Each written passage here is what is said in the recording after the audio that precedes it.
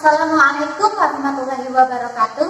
Selamat pagi adik-adik kelas 7B yang semoga selalu dalam lindungan Allah, selalu dalam kondisi sehat walafiat. Amin amin ya rabbal alamin.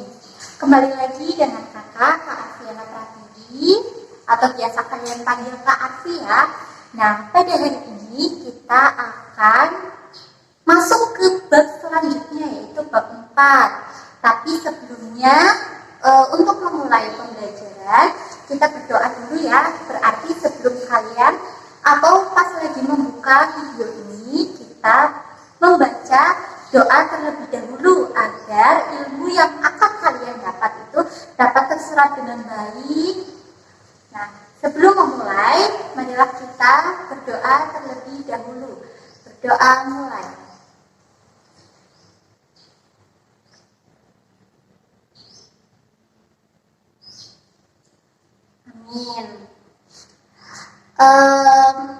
Kita tahu ya bahwa pada situasi ini kita masih dalam situasi pandemi COVID-19 yang artinya anak-anak atau adik-adik dari kelas 7B ini tidak diperbolehkan untuk tatap muka, belum diperbolehkan.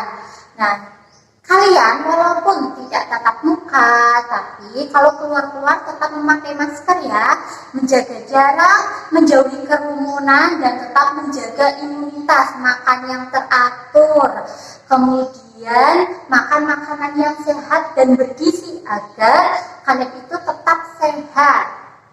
Nah, pada pagi hari ini kita akan mempelajari tentang mata pelajaran pendidikan agama Islam dan budi pekerti.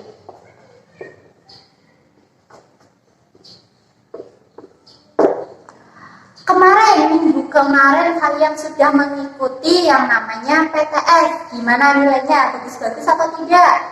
Bagus-bagus ya, anak kelas 7B insya Allah nilainya bagus-bagus.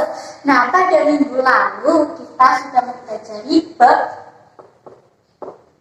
1 sampai bab 3. Nah, sebelumnya pagi ini kalian masih semangat kan? Semangat ya dalam nuntut ilmu, kita harus semangat agar ilmunya itu bisa masuk ke kita. Nah, pada bab 1 sampai bab 3 kalian sudah paham kan? Sudah paham ya? Insya Allah kalian sudah paham karena anak-anak kelas 7B ini anak-anak yang pintar, yang soleh dan soleha insya Allah.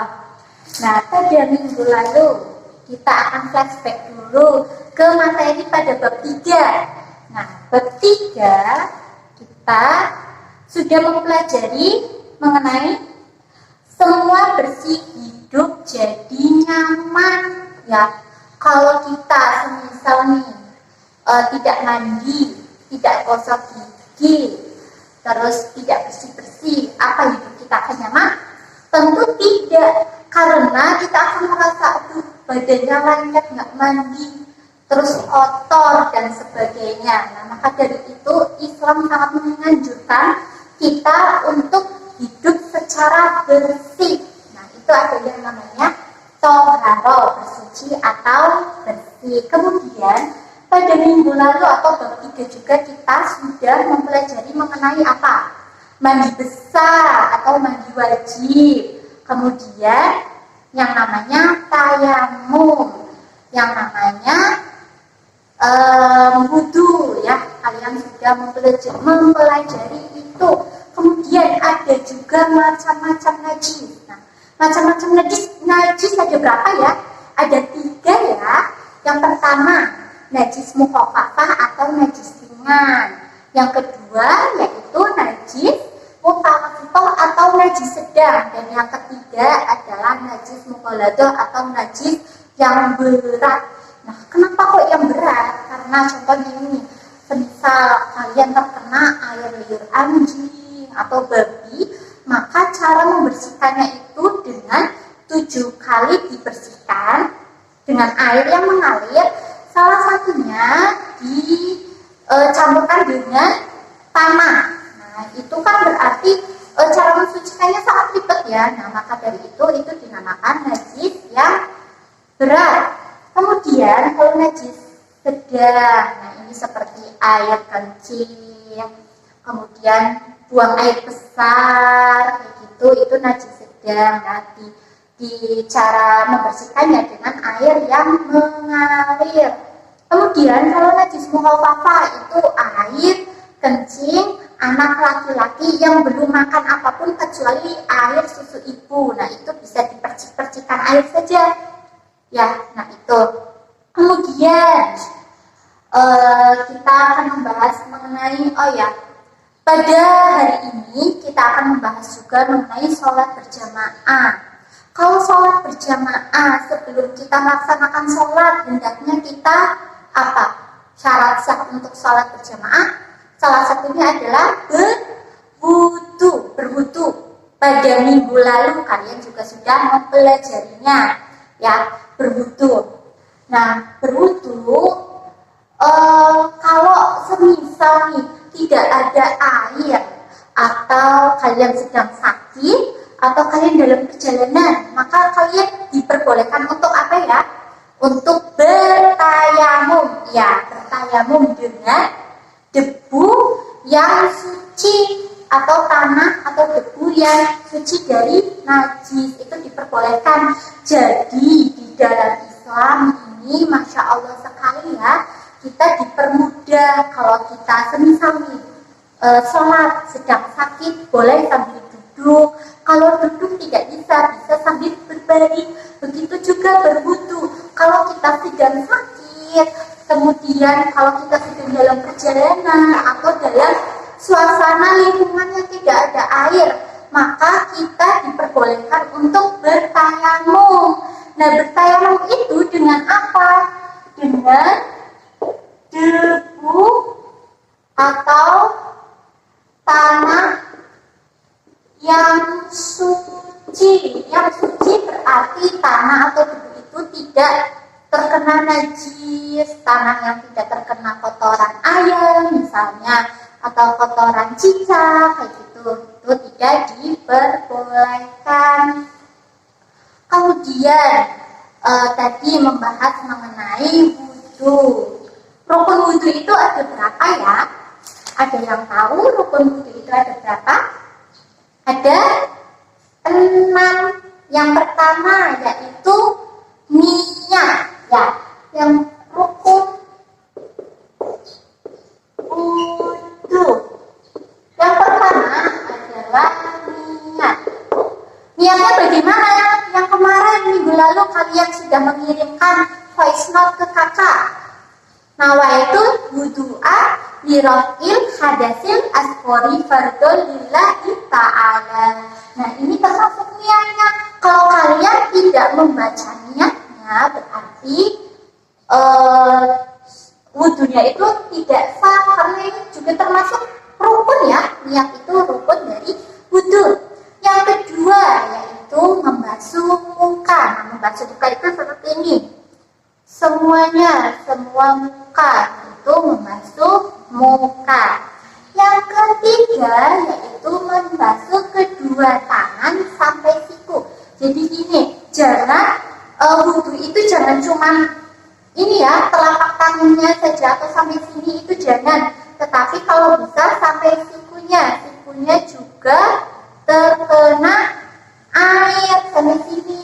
Jangan sampai hanya sininya saja terus sikunya masih kering, itu tidak diperbolehkan. Kemudian yang keempat yaitu mengusap kepala, ini ya, di sini sudah tahu ya.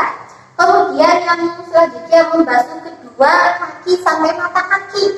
Begitu juga seperti tangan ya, harus sampai siku sini basah, sampai kaki juga, sampai mata kaki juga harus basah. Nah, selanjutnya yaitu tertib. Tertib berarti berurutan dari yang paling atas. Niat apa. Jangan sampai berniat kemudian kumur-kumur baru membasuh muka, kaki, terus baru tangan. Nah, itu kan berarti tidak tertib, tidak berurutan, kayak gitu. Nah, untuk rukun dari tayamum, yang pertama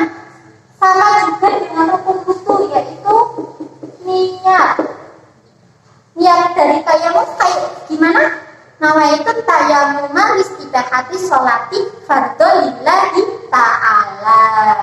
Ya, kemudian rukun yang kedua yaitu membasuh muka. Jadi kayak gini, semisal kalian ini di tembok ya, semisal ini tembok yang suci, tinggal ditempelkan tangannya, kemudian diusap ke seluruh muka.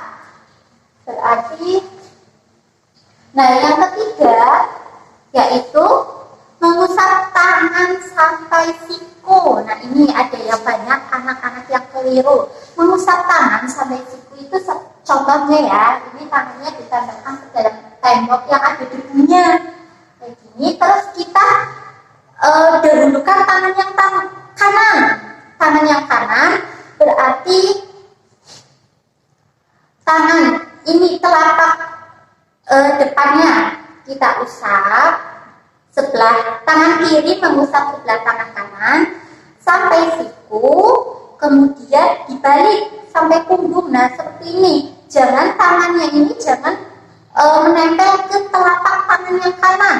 Nah baru telapak tangan yang kanan yang tadi sudah ditempelkan, nah itu balik lagi ke sebelah kiri seperti ini. Nah diputar kayak gini. Nah seperti itu supaya tangan yang tadi sudah terkena debu itu tidak terkontaminan atau tidak lewati oleh tangan yang sudah untuk bertayamum tadi, seperti itu.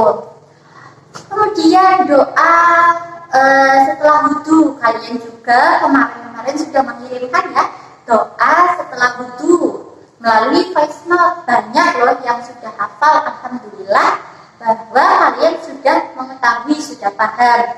Doanya seperti apa ya? Asyhadu alla ilaha illallah wahdahu la syarikalah wa asyhadu anna Muhammadan abduhu wa rasuluh. Allahumma ij'alni minat tawwabin waj'alni minal mutatahhirin waj'alni min ibadika sholihin. Sudah paham? Ya, kalau belum paham silahkan WA kakak, bisa tanya ke kakak secara langsung atau bisa datang ke sekolah, kakak ada gilek IPA. Jangan malu-malu untuk bertanya supaya kalian paham juga materinya. Karena materi PAI itu bukan cuma soal teori, tapi bagaimana kalian melaksanakan atau bisa dipraktekkan dalam kehidupan sehari-hari itu bagaimana. Sudah paham semua ya? Nah kalau sudah paham semua, syukur alhamdulillah. Semoga ilmu yang kakak berikan bisa bermanfaat untuk kalian dan kalian juga bisa mempraktekkan apa yang tadi kakak sudah ajarkan. Kemudian jangan bosan-bosan untuk belajar supaya kalian mendapatkan ilmu dan mendapatkan manfaat dari apa yang kalian pelajari. Ya, pesan dari kakak itu untuk banyak-banyak membaca dan beribadah yang rajin, belajar yang rajin, sholatnya yang rajin, sekolahnya yang rajin, mengerjakan tugasnya juga harus rajin ya. Banyak kemarin yang tidak mengirimkan penilaian harian. Semoga untuk minggu depan kalau ada penilaian harian kalian bisa mengirim semua, yaitu untuk belajar kalian. Kalau semoga tidak ada pertanyaan. Kalau ada pertanyaan silakan WA ke kakak, insya Allah kakak respon. Nah, karena waktunya sudah 25 menitan lebih, maka dari itu kakak cukupkan saja untuk penjelasan pada bab indahnya kebersamaan dengan sholat berjamaah. Sekian dari kakak. Apabila ada kekurangan, salah-salah kata mohon dimaafkan. Billahi taufiq wal hidayah. Wassalamualaikum warahmatullahi wabarakatuh.